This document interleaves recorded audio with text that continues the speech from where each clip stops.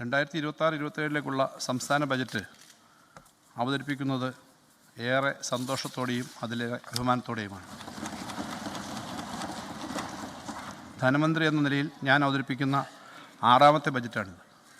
സംസ്ഥാന സർക്കാരിന് വേണ്ടി ഞാൻ അവതരിപ്പിച്ച ഓരോ ബജറ്റും തെരഞ്ഞെടുപ്പ് കാലത്ത് ജനങ്ങൾക്ക് നൽകിയ വാഗ്ദാനങ്ങൾ പാലിക്കുന്നതിന് കൃത്യമായി ആസൂത്രണം ചെയ്ത പരിപാടികളുടെ പ്രഖ്യാപനങ്ങളായിരുന്നു. തെരഞ്ഞെടുപ്പ് മാനിഫെസ്റ്റോയിൽ അവതരിപ്പിച്ച കാര്യങ്ങൾ നടപ്പിലാക്കുന്നതിൽ കൈവരിച്ച പുരോഗതി ഞങ്ങൾ ജനസമക്ഷം അവതരിപ്പിച്ചിരുന്നു. മുൻ സർക്കാരിൻ്റെ കാലത്ത് അവതരിപ്പിച്ച പ്രോഗ്രസ് റിപ്പോർട്ടുകളും വിപുലമായി ചർച്ച ചെയ്യപ്പെട്ടിട്ടുള്ളതാണ്. പറഞ്ഞ കാര്യങ്ങൾ ഏതാണ്ട് പൂർണ്ണമായും നടപ്പിലാക്കിയെന്ന ചാരിതാർത്ഥ്യത്തോടെയാണ് നടപ്പ് വർഷത്തെ ബജറ്റ് അവതരിപ്പിക്കുന്നത്.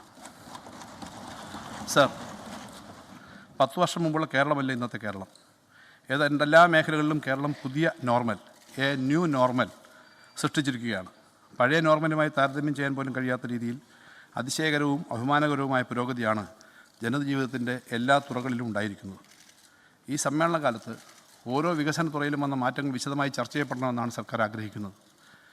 സ്ഥിതിവിവര കണക്കുകളും ഉദാഹരണങ്ങളും നിരത്തി സംസ്ഥാനം നേടിയ അഭിമാനകരമായ നേട്ടങ്ങൾ അവതരിപ്പിക്കാൻ ഞങ്ങൾ തയ്യാറാണ്. പ്രതിപക്ഷത്തിന് പറയാനുള്ള കാര്യങ്ങൾ ക്ഷമയോടെ കേട്ടിരിക്കാനും ഞങ്ങൾ സന്നദ്ധരാണ്. അങ്ങനെ ഒരു ചർച്ച ഈ സഭയിൽ നടന്നാൽ അത് നമ്മുടെ ജനാധിപത്യത്തിൻ്റെ ഒരു നല്ല മാതൃകയായിരിക്കും സൃഷ്ടിക്കുക. സർ, 2025-26 ബജറ്റ് പ്രസംഗത്തിൻ്റെ തുടക്കത്തിൽ ഞാൻ ചില സന്തോഷ വർത്തമാനങ്ങൾ പങ്കുവച്ചിരുന്നു. ദീർഘകാലമായി സംസ്ഥാന സർക്കാർ നേരിട്ടിരുന്ന ധനവൈഷമ്യത്തിൽ നിന്നും നാം കരകയറിയിരിക്കുന്നു എന്നായിരുന്നു ആദ്യത്തെ പ്രസ്താവം. കേരളം സാമ്പത്തിക വളർച്ചയുടെ ഒരു ഉയർന്ന ഘട്ടത്തിലേക്ക് കടക്കാനുള്ള ടേക്ക് ഓഫിന് സജ്ജമായിരിക്കുന്നു എന്ന കാര്യവും തുടക്കത്തിൽ തന്നെ എടുത്തു പറഞ്ഞിരുന്നു. സാർ, പുതിയ ബജറ്റ് പ്രസംഗത്തിൽ എനിക്ക് കൂടുതൽ സന്തോഷ വർത്തമാനങ്ങൾ പങ്കുവെക്കാനുണ്ട്.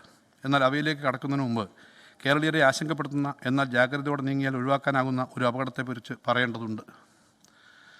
സാർ, എത്ര ബജറ്റ് അവതരിപ്പിച്ചാലും എത്ര ലക്ഷം കോടി ചെലവാക്കിയാലും കിട്ടാത്തൊരു സ്വത്ത് കേരളത്തിന് സ്വന്തമായുണ്ട്. കേരളീയരുടെ ഒത്തൊരുമ എന്നാണ് ആ മഹത്തായ സ്വത്തിൻ്റെ പേര്. ശാന്തിയും സമാധാനവും മതസൗഹാർദ്ദവും ഒത്തൊരുമയും നിലനിർത്താനാവുന്നു എന്നതാണ് നമ്മുടെ ഭാവി വളർച്ചയുടെയും ഐശ്വര്യത്തിൻ്റെയും ഏറ്റവും വലിയ ഗ്യാരണ്ടി. വിദേശ സഞ്ചാരികളെയും സംരംഭകരെയും മൂലധനത്തെയും മറ്റും നമ്മുടെ നാട്ടിലേക്ക് ആകർഷിക്കാൻ ഇതിനേക്കാൾ മെച്ചപ്പെട്ടൊരു ഘടകത്തെക്കുറിച്ച് ആലോചിക്കാനാവില്ല. പക്ഷേ കേരളത്തിൻ്റെ ഈ കൂട്ടായ്മയെ തകർക്കാൻ ഉഗ്രവിഷമുള്ള വർഗീയ സർപ്പങ്ങൾ തക്കം പാർക്കുന്നുണ്ട്. കേരളീയ ജീവിതത്തിൻ്റെ സ്വച്ഛതയിലേക്ക് വിഷം പകരാൻ അവർ പലവരും ശ്രമിച്ചിട്ടുണ്ട്.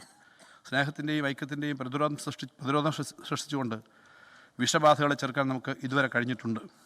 പക്ഷേ പെട്ടെന്ന് പരാജയം സംബന്ധിച്ച് പിൻവാങ്ങുന്നവരല്ല മതരാഷ്ട്രവാദം ചുറ്റുന്ന വിഷസർപ്പങ്ങളെന്ന് നാം തിരിച്ചറിയേണ്ടതുണ്ട്. കേരള ജനതയെ വർഗീയമായി വിഭജിച്ചും ധ്രുവീകരിച്ചും കീഴ്പ്പെടുത്താൻ പുതിയ തന്ത്രങ്ങളുമായി അവർ സജീവമായിരിക്കുന്നു എന്നത് കാണണം. വർഗീയതയ്ക്കെതിരെ ജനകീയ ഐക്യത്തിൻ്റെ പ്രതിരോധം തീർക്കുന്നവരെ ചാപ്പ കുത്തുക എന്നതാണ് തെരഞ്ഞെടുപ്പ് വിദഗ്ധർ ഓതിക്കൊടുക്കുന്ന പുതിയ തന്ത്രം. സർ, ചാപ്പകുത്തലുകളെ ഞങ്ങൾ അവജ്ഞയോടെ തള്ളിക്കളയുന്നു. തീക്കട്ടയിൽ ചിതലരിക്കില്ല എന്ന് മനസ്സിലാക്കിക്കൊള്ളണം. കുറഞ്ഞത് ഒരു നൂറ്റാണ്ട് കാലമായി ഞങ്ങൾ ഇവിടെ ജനങ്ങൾക്കിടയിലുണ്ട്.